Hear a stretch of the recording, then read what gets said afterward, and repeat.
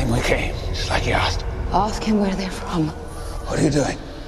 Ask him what's in his cargo. It killed his people. Sure. Enough. David. You made it here, and it was meant for us. Why? Sure, enough. For God's sake, shut her up. Was it... I need to know why. What did we do wrong? Welcome back to the Haddonfield Horrors podcast, where we review horror movies and horror franchises. I'm Mark. I'm Tawan. I'm Elian. And I'm Mike. And today we're reviewing Prometheus, released in 2012. Directed by Ridley Scott and screenplay co-written by John and Damon. Elian, can you give the people the plot summary? The discovery of a clue to mankind's origins on Earth leads a team of explorers to the darkest parts of the universe. Two brilliant young scientists lead the expedition. Shaw, Nomi Ripley's, hopes that they will meet a race of benevolent, godlike beings who will in some way verify her religious beliefs, while Holloway, Logan Marshall Green, is out to debunk any spiritual notions. However, neither the scientists nor the shipmates are prepared for the unimaginable terrors that await. Whoa! Before we get started, I just want to say that we have a new guest co-host to the podcast. Welcome, Mike. Thank you for having me. Mike this is his first time on Haddonfield Horrors, but he has been a part of the Haddonfield Horrors family before. He actually does all of the creative cover arts. Those basic ones are all me, sadly. But the creative ones with our faces, that's all Mike. And now I finally got him to be on the podcast, and we're here to talk about Prometheus. Now, when this movie came out, I did see it in theaters, and I was completely unaware that it was an alien movie. I was just I will going say, because it was Ridley Scott, and I don't know. It's a good movie. I like it overall. I have some issues with it, but watching it in theaters and then watching it for the review, it's a good movie. But what are your thoughts overall, Elian? well, I was going to agree with you. This movie came out a long time ago, and I do remember seeing it. I had to rewatch it again just because I totally forgot it. But I really didn't know back then, because I think it was 2011 that this movie came out in? 2012. 12. 2012, thank you. And that time I wasn't really thinking about the directors or anything, so I didn't really know that it was part of the franchise at all. But but the movie was it was not that bad, honestly. I really enjoyed it, but I felt in some parts, not all of it, like very very minute parts, I felt like it was being dragged along a little bit too much. But after that, the film was actually pretty good in my opinion. I enjoyed it. Mike? I thought it was good too. It wasn't something that I really registered as being like a prequel to Alien when I first saw it either. Because it kind of feels like a standalone up until like the very end of it. It does have a little bit of that like claustrophobia that the Alien movies usually have, but that was more so towards like the part where Shaw was pregnant. Shaw was pregnant? Wait, I missed something. What? Yeah, wasn't Shaw the main character? The lady? Well, I missed some important she details. was pregnant with the alien per se. Yeah. Oh, that thing. Okay, cool. Yes. Well, Tawan, what are your thoughts? So I also like this movie. I know I didn't see it in theaters when it came out, but I remember when trailers and stuff were being shown. I did want to see it, so I remember catching it eventually, either on like DVD or something. Whenever I did down the line, and I at that point in time, like I was aware of the Alien franchise just from like Alien vs Predator stuff like that, but I hadn't watched the actual movies at that by that point. So when we got to the end and the alien showed up, I was confused and definitely had to do research about it because I was definitely confused because it just like Mike mentioned, it's very standalone until like that last like 5 minutes or so with what we get, which I kind of like for the most part, because I feel like that makes it so anyone could kind of come into it and either have a good time with the movie or not. But with all the movies in context now, it feels it feels like a afterthought, really. Like I don't know, like it gives it like it definitely gives us something to go back to and say, okay, this is the origin, but it also It only really does that in like a couple scenes, like when you see the engineer's ship and his like mask thing. I mean, like yeah, we saw that in the first movie for like a split second. But other than that, it's like, okay, you want this to be an alien movie, but you didn't connect it. It's like they wanted two different things, and in my opinion, they didn't pull off either really well. yeah, it kind of feels like a Uh, case of this was like a screenplay that was already actualized and they tooled it to something else. That's what it was kind of giving me. Yep. I'm. I don't know if you guys saw or like read this, but I saw that there's like a little accident, and like I understand that we never said we're not going to what's it called, review Alien versus Predator, but I do remember Never. one day, of course, I remember watching something like how they were introducing Win Enterprise. That's what it was called, right? Win Enterprise, and Alien versus Predator is where they introduced Mr. Win as well, and that's where there was like a little mishap. I don't know if you guys saw that or anything like that. Yeah, but this movie kind of retcons all of that. No, no, I get it. I know, I understand now, but I was like, I got confused at first when I saw it. I was like, oh shit. Yeah, I just felt it didn't having. I don't know. I mean, having the Wayland, having whatever the fuck they're called, having them back in the main movie is it's pretty good because like for those who heard our part four yeah, for those who listen to our part four review, I'd never mention it, but like in part four, we're told that the fucking company was bought out by Walmart. Or was that part three? By part three or part four, Walmart owned everything, which is weird as fuck.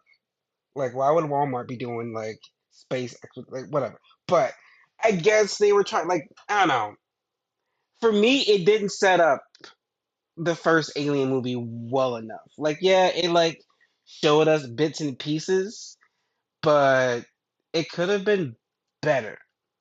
But I feel like it left us with more questions than it did answers. Yeah. and I don't know if we ever get those answers actually. But that's for next week. Sticking to this week, are there any scenes or kills that stood out to us? Good, bad, or indifferent? Tuan. Um, one scene that I definitely always remember and I liked out of this movie was when Shaw had to get the alien removed out of her. 'Cause that was like a really good scene. It definitely was. Now that I had seen it, it reminded me of Alien 3 when Ripley found out that the alien was like in her. So that was that was like interesting little like callback there. But when she actually had to go through and get it like taken out and was like stuck in a little chamber with the alien like wiggling around and shit all that like that's crazy. Every time I see that part.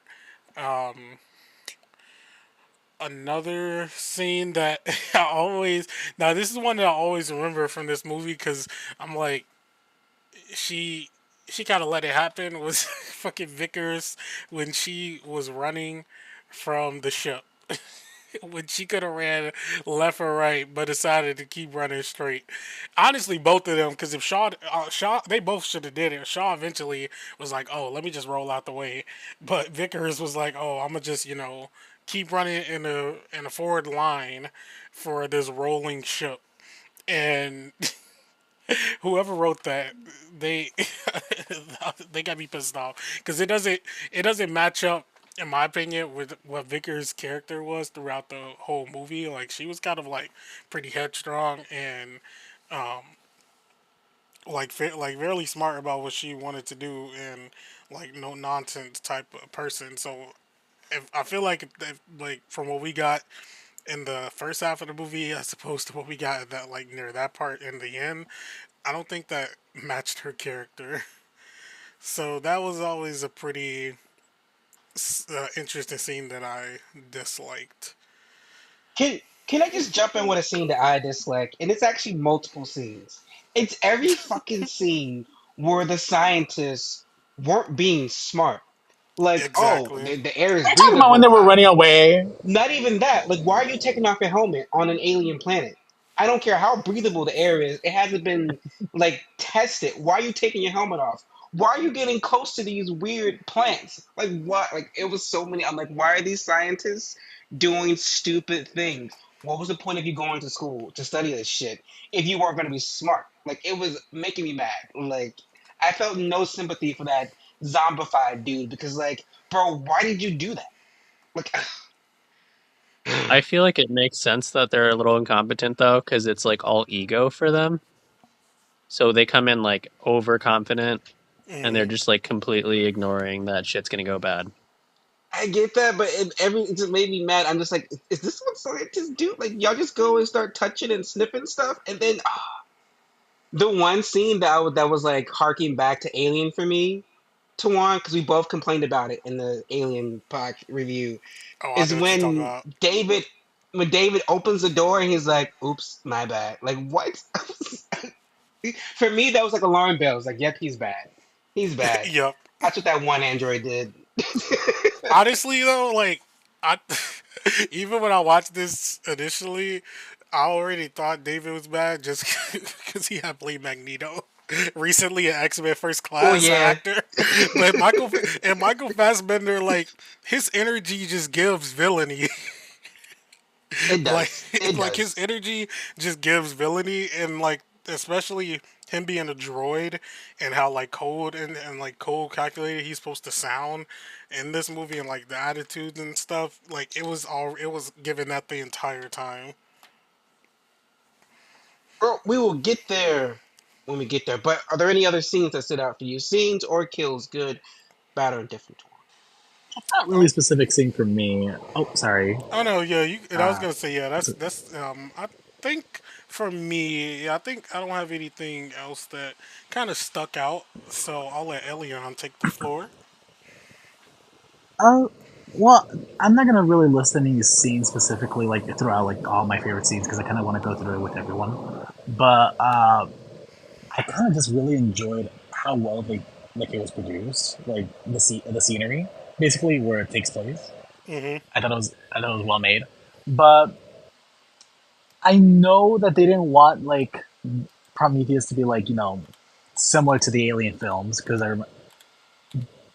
I was confused on like the capsules that these aliens were like. Was this like a different species of like of these like the xenomorph, or was it like because I know there's We that haven't gotten to the xenomorphs yet. They haven't been created yet. That happens. That's all part of the next movie. We haven't actually gotten to the xenomorphs yet. These all predate the xenomorphs. that's what I was trying to say. Was it like this was an ancestral form of it, like but it like its capsule was like okay, so like was this man made, or you know what I mean? It's it's Because it's I was man getting made. confused. Yeah. I just don't want to spoil it Okay. because Because I was. it all gets answered in the next movie. But like it's leading to Oh, that. okay. Got it. Gotcha. Hmm. Okay, then I'll just wait for my question for that one for the next one then. But what about you, Mike? Are there any scenes that stood out for you? Good, bad, indifferent, confusing? I thought that the scene where David and Wayland both got killed was funny. It And was. the reason I found that funny is because they go to the engineer and they're so confident that they're going to get their answers. And then Wayland just gets killed and David gets decapitated. And then his head is just like there, like, bro. Um, I would also say that the pregnancy scene for Shaw was kind of fun because it was really tense.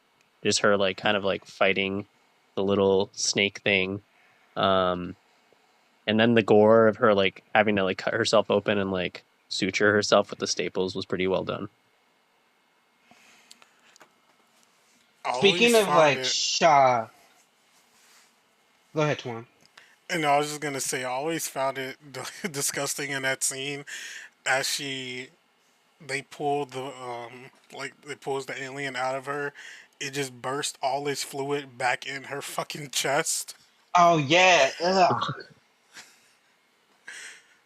That But was like that's speaking so of nasty. Shaw, for me, like that scene where we're watching Holloway like get burned and like die, and she has to watch that. I felt like I almost wanted to cry. I was like, no, like she has to watch him be like burned alive for the greater good. It was kind of sad, but also like watching him like get sick and turn was like insane. Yeah, That was like a good sequence. And for a good kill, when the mutated scientist is like killing people in the hangar and he's just like hopping all over the place, that was actually a decent shot. And I'm glad it was all practical and they didn't. They had. I know they planned to have like some CGI monster. I'm glad they didn't do that because it did not look great. But like, I'm glad they were practical as much as they could. All the scenes with whoever the hell Charlize Theron was playing were weird. I didn't know what that was supposed like. She was just in the background and like being bitchy and like. I feel like she's Wasn't best when she she does that though. I mean, wasn't she Wayland's granddaughter? yeah, but we don't find out until like later. But like before we get that revelation, she's just like in the background being all, "I'm in charge." Like what? Like it was badass, but I was like, why? Who was this blonde lady? Why is she here? What did you think of her death?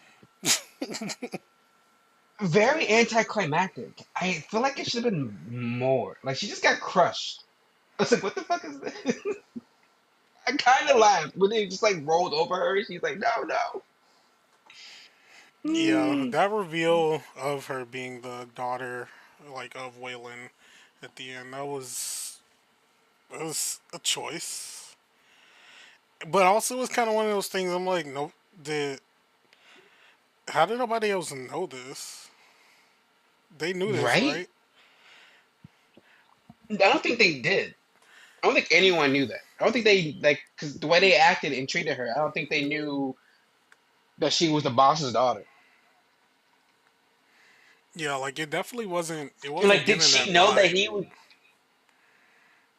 And did she know that he was on the ship?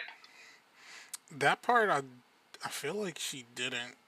Like, I don't know. Like, I feel like she didn't know that he was on the ship, but also, I think she just felt like he programmed David with ulterior motives. I think that's the main thing, because she kind of seems suspicious of David like a lot, but I don't think she made. I As she don't. should be. Yeah, I don't think she knew that Waylon was actually on the ship though. She didn't seem like she was aware of that. Ah. Do you guys And feel like David's character would have been more interesting if he was supposed to be like a younger version of Wayland, kind of like a clone, oh, Yeah, kind of to keep like the immortality sense like kind of going? I I, that would have I think worked. so. He did treat him like a son or like a Yeah. second version of himself. But another scene for me was that fight with the alien and the engineer. Like, I was bored that entire time. I was bored. Like the engineer was big, but like I'm like he's gonna die. Like there's like no stakes in this. Like Yeah, he went down pretty easy. He yeah, and did. like the design on the engineer was pretty good. Like I like the white face and the bald head. Like I liked all that, and he was tall. That was cool, but He's like a white version of handsome Squidward. actually yes, I just feel like there need to be more. Well, we're gonna move on to the characters. Now we have quite a bit, but let's start with Holloway. Tuan, what are I'm your gonna thoughts on Holloway? My thoughts on Holloway is that every time I see this actor, I think that he's Tom Hardy for like 5 seconds. He does look like Tom Hardy from Timu or some shit. What are you thinking? I always think that, but um, I don't. Hmm,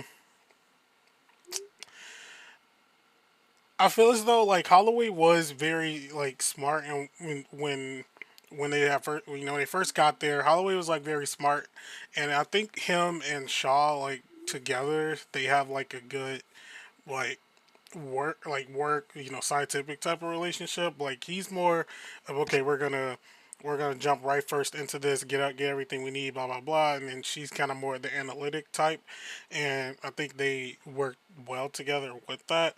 But he was definitely pushing it like when they first got there, because as soon as they landed on the planet, like he was immediately just trying to like go for it, like it's and everything. Like, bro, everybody just woke up.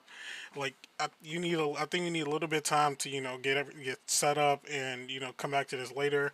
And I feel as though kind of head rushing into trying to get everything that they needed, and then the storm happened and all that stuff. It kind of just added to it, and his kind of like personal like attitude or thoughts about some of the stuff that they were doing.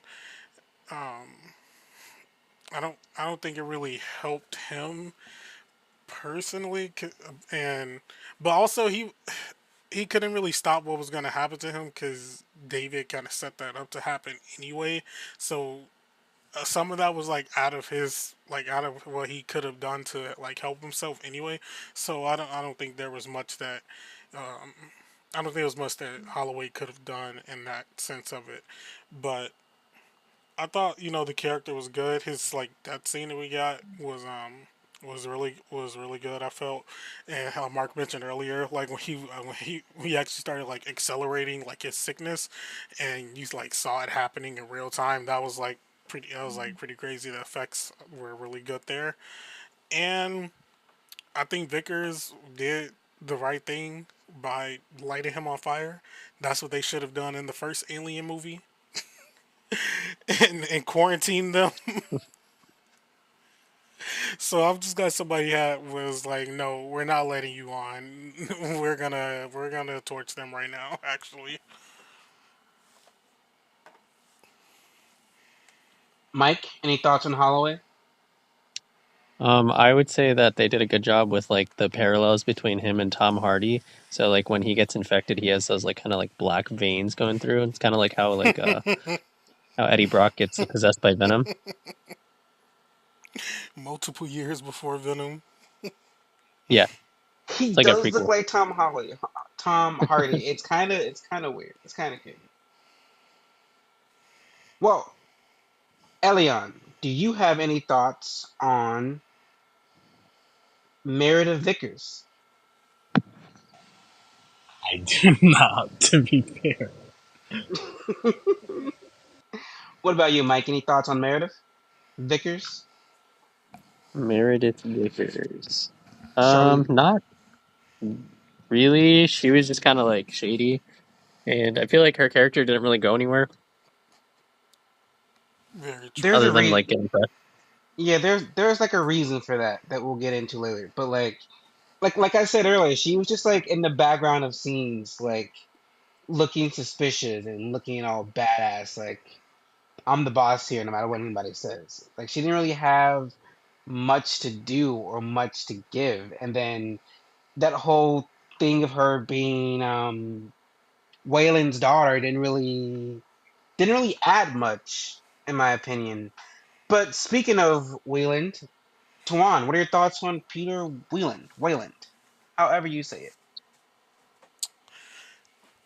He definitely did like the rich asshole things. He literally kept himself alive so that he could try to meet his maker, and then immediately ended up dying, which I feel like is the most rich asshole type shit that you could think of someone with like billions of dollars could do for themselves. And the fact that he just immediately died once he met the engineers, it was like, as Mike mentioned earlier, it was just really funny because there was not like there was nothing for him to gain out of this, and now he's left with no answers and a big ass knot on his head, and he's gonna pass out and end up dying right next to the droid that he designed to be his son almost. and he just kind of you could just kind of tell that he had like a really big like ego and a god complex almost of what he was like wanting to do, which a lot of people in those type of positions kind of have.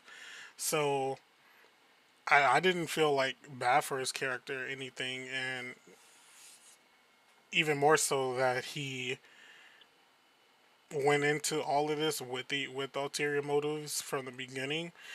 Like he didn't want like he wasn't he wasn't giving and Shaw and Holloway like the keys to the castle so that they could, do this research and bring it back. He was doing it for his own like personal gain so that he could try to stay alive longer, like possibly. And it's like for which what? is which is why I think because Shaw asked the engineer like, hey, why did you try to like wipe us out? What did we do wrong? Why do you hate us? And then I was like thinking like, bro, I can list a million reasons why you would just like get rid of the human race and start from scratch. And then Peter Wayland like walked his ass up in there and like gave him several reasons to be like, yeah, we gotta.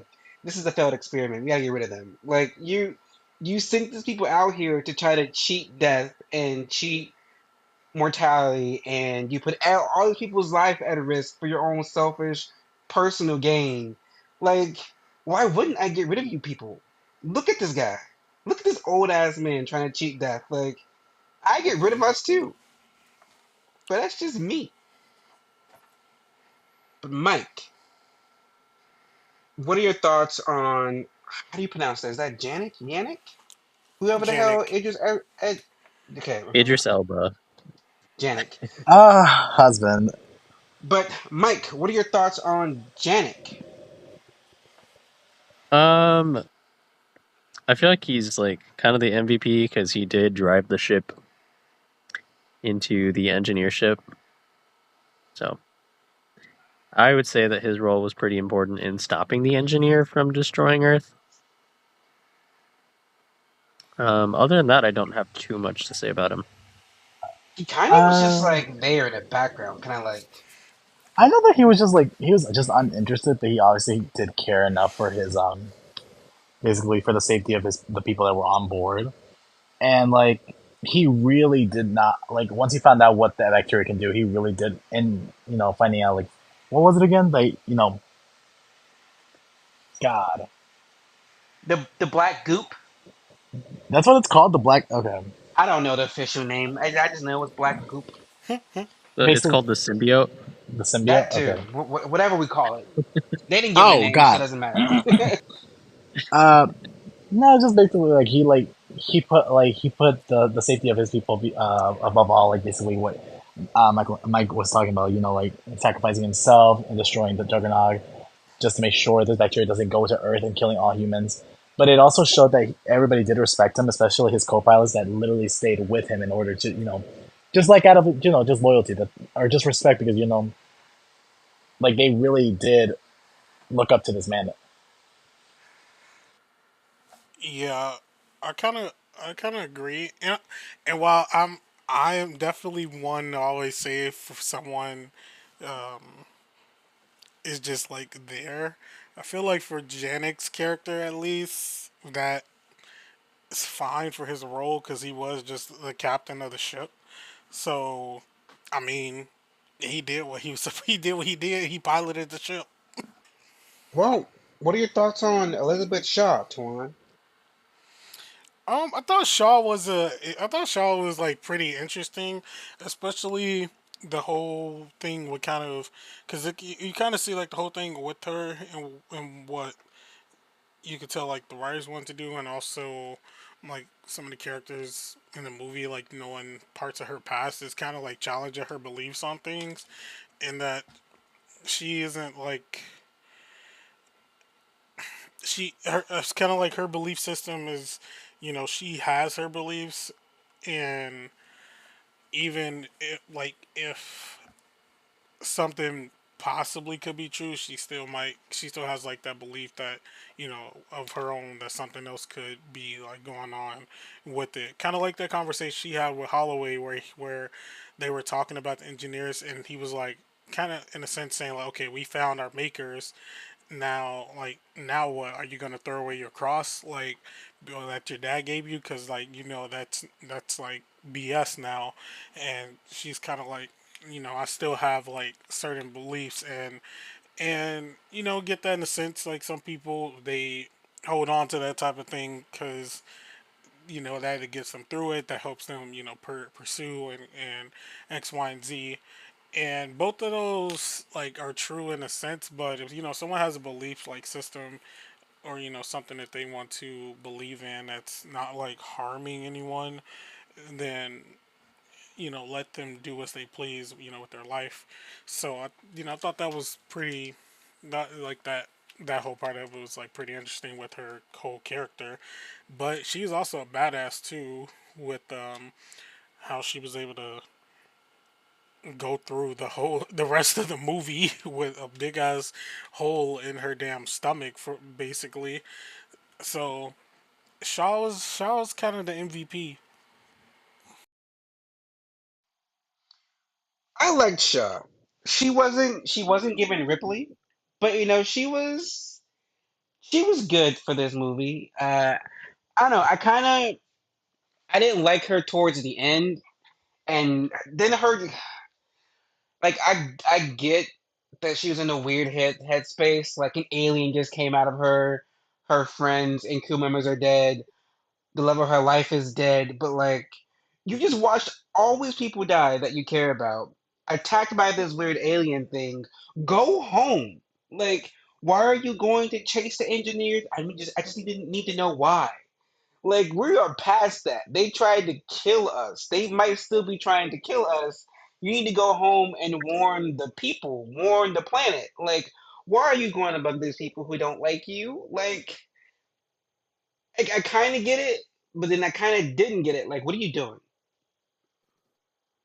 What are you gonna say, Yeah, I Elliot? would say it is kind of crazy because she's going like completely defenseless to another planet with these beings that she couldn't even handle one on her own. Yes, and there's so much taller than her. Like, come on.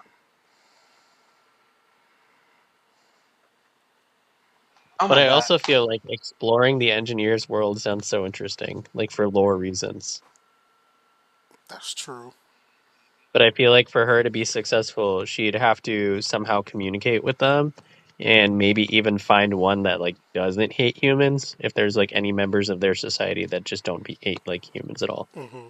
Well, let's go on to David, the android, which I was I kind of get it. I kind of like it. We're going back to if it if David was the first android, I would have got more. I would have understood. Wait, was he the first android? Was that something that was said, or am I just making that up? Uh, I don't think it was said if he was the first one. Okay, because I, Yeah, I don't it's think just for so. me. I think it's just for me having watched all the movies like so close together.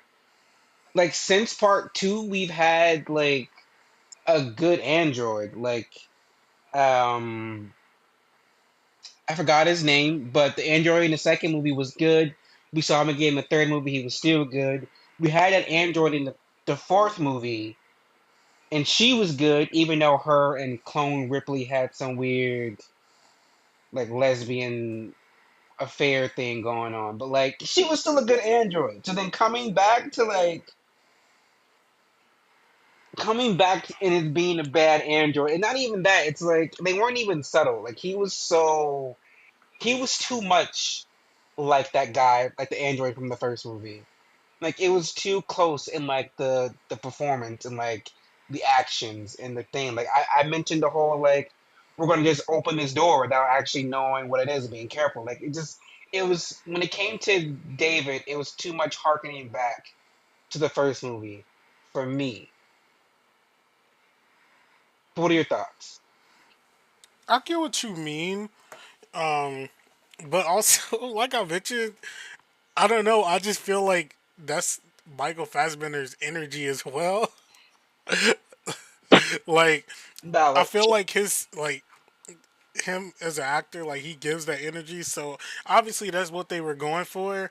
But with it being like him specifically, like you, you're kind of on the fence about it, like about the stuff that he's doing, and we see the little sneaky like things that he was doing throughout as well.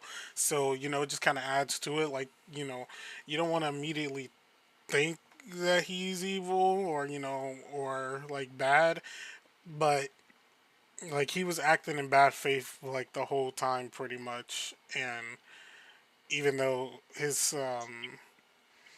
like the character of David would always kind of play along with whoever he was with, like, oh, like I don't know X, Y, and Z, or I can't do X, Y, and Z because I'm a droid. Like but he knew what he was doing throughout his time there. Like when he was talking to Holloway before he like drugged him and stuff. Mike? So, his character was pretty interesting. I do feel like I said earlier, that his character would have been made more interesting if he was some sort of clone of Wayland, because it keeps the theme of like the whole like seeking immortality thing kind of there. Because essentially, what would happen is that if Wayland were to die, he would just take Wayland's place. And since he is an android, he would technically already be immortal, or maybe like somehow like could find a way to, let's say they preserved Wayland's body, somehow like get his like consciousness into David's body. Yeah, I don't know. I just felt I don't know. It was just too much similarities. It was too close that I was expecting him to be bad, and then he was there with his head just like detached from his body, and then she put him back together. I'm like, Elizabeth, what are you doing? This is dumb. Don't leave the alien up to its own devices while you're like resting. I mean, I get it. She needed he could get them out of there, but like, come on. But enough about that. What do we think of the aliens or the mutated humans that were like attacking people? The mutated humans that was new. We haven't seen that before, and that was kind of scary. But I think that also took away from the actual alien that made when the alien attacked. It was very like lackluster and anticlimactic. What do you think? I feel like the mutated humans felt kind of zombie-like almost. So that was kind of cool because it kind of keeps that horror like it keeps the whole like horror genre like going with that. But it's definitely not as like suspenseful or scary as like the alien creatures, because like aliens are like xenomorphs are like stalkers, and the mutated humans are just like kind of like all out attacking, just like very aggressive. I would say that the like proto xenomorphs are pretty cool, like seeing like kind of like a snake like creature on that planet, and then kind of seeing it like slowly transform into um, like a even weirder creature once it like impregnates Shaw, and then seeing that creature also continue to evolve once it impregnates the engineer. We're almost at the end, but we're not there yet because Tuan has to give the people the behind the scenes info and facts. That I can. So the budget for Prometheus was 120 to 130 million. It brought in a box office of 403.4 million. Some interesting facts. Sir Ridley Scott named the film Prometheus, saying the name aptly fit the film's themes. It's the story of creation, the gods, and the man who stood against them. Prometheus was originally conceived as a straightforward prequel to Scott's original Alien, initially titled Alien Engineers. The script by John Spates was shown to writer Damon Lindelof, who advised Scott to nix many of the links to the original film to achieve a more unique and original creation.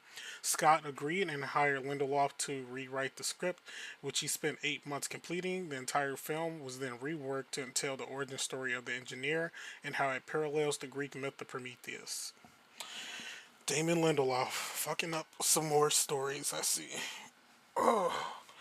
Scott wanted to shoot the alien world in Morocco, then the Arab Spring protests began occurring, and filming in Morocco became too dicey.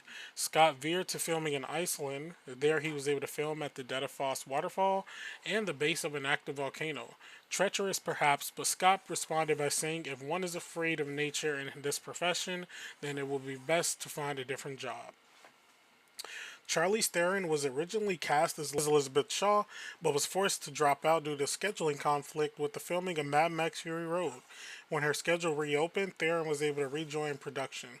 However, she was given the role of icy ship captain Meredith Vickers, since at that point Scott had already cast Numi Rapis as Shaw, after watching her in Girl with the Dragon Tattoo 3 times. Although Prometheus featured some 1300 digital effect shots, Scott was adamant about using as little CGI as possible, in addition to citing practical and camera effects as being more affordable. Some critics' reactions: the film currently sits at a 73% on Rotten Tomatoes. The Hollywood Reporter called the film's visuals vivid, stunning, and magnificent on a technical level, and praised performances of Fassbender, Rapis, and Theron, but wrote that the film caters too much to imagined audience expectations when a little more adventurous thought might have taken it to some excitingly unexpected destinations. Roger Ebert gave the film 4 out of 4 stars, labeling it as a seamless blend of story, special effects, and pitch perfect casting, filmed insane, effective 3D that doesn't distract. I think in all our time on this podcast, that might be the first like 4 out of 4 that I remember Roger Ebert giving a movie that we reviewed. It is. The New York Times criticized the story as weak and argued that the narrative's twists and reversals undermine its lofty, mind blowing potential, saying the film has no revelations, just bits of momentarily surprising information bereft of meaning or resonance, and that Rapus is a fine heroine, vulnerable and determined. Well, enough about them. What about us? Do we cash or pass Prometheus? Tuan? I think I will give a cash to Prometheus because while I do, I'll give a cash to Prometheus as this movie on its own because I do like this movie itself, especially someone who just likes like sci-fi movies in general. Like the look of this movie is really good. It looks really slick. I like the like practical effects that they have in here. A lot of the actors that are in here, I'm really like fans of, and I like most of them. And I think their performances were good for what they were like given. But where I would say it kind of falls short for me is it being a prequel to Alien, and I kind of feel like I would have wanted to see what the first writer had in mind for this movie before Damon Lindelof came in and kind of steered in a different direction. But outside of that, I still like what was given here, and being that while it is a prequel, most of the most of the stuff in regards to the actual aliens and seeing a creature near a xenomorph towards the end, it doesn't really affect the rest of the And for viewing of the me, movie. I So I think I would I had obviously to give it a cash this one. pass because on its own, it's a decent movie, but this is an Alien movie, and we're reviewing it along with the other Alien movies, and I don't know, like Mike said during the review, is like this movie leaves us with so many unanswered questions, and that's not a good thing. I shouldn't like okay, you can leave a little bit unanswered, but when most of like the main purpose of the movie is left unanswered, it kind of takes away from me. And like we had a freaking zombie thing running around, and we barely had any interaction with aliens. I mean, yes, the engineer's an alien, but that's not the alien that we came here to see. And the characters were boring. Like yeah, like seeing Shaw react to Holloway's death was emotional, but it could have been so much better if we were able to spend more time with the characters. And I feel like that's what every movie since every movie after that first Alien is failing to do for me is flesh out the crew. Like, whenever we get a big crew, I keep going back to that first Alien movie where they literally spent the first like 30 minutes just letting us sit and meet the crew before they started to die. So you actually felt connected to them before they started getting picked off. And I feel like this movie just kind of, like, once they woke up, it just started. Everything just started like kicking off. There was never any like slow beats. It was just like, okay, we're gonna do this, gonna do that, gonna do this, and then it still took forever to get to the actual alien at the end, and it wasn't even the alien we wanted to see. I mean, yeah, we get that little small cameo of that xenomorph, that thing that looks like a xenomorph, but that still wasn't good enough. So for me, it's a pass. What about you, Mike?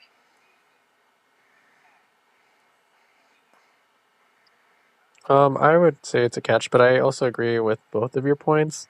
Like the cinematography was pretty good, but I feel like a lot of the characters were definitely underexplored. So like the characters weren't really fully fleshed out and developed. So like when they do die, you don't really care as much. And then when you think back on the characters too, you're kind of like, oh, like I barely remember this character, barely remember what they did, other than like maybe their death, or like Idris Elba's character just like kind of like saving the day at the end. Um, and I feel like there is a lot of questions that just go unexplored, which would be fine as a prequel if it were like explored in a sequel to that prequel, or if like the Alien movies kind of answered that. But I feel like a prequel giving more questions than answers isn't necessarily a good thing. And with that, we have finally reached the end of our Prometheus review. Join us next week as we review Alien Covenant. Will they answer the questions that Prometheus leaves us? Well, we'll find out next week. Good night.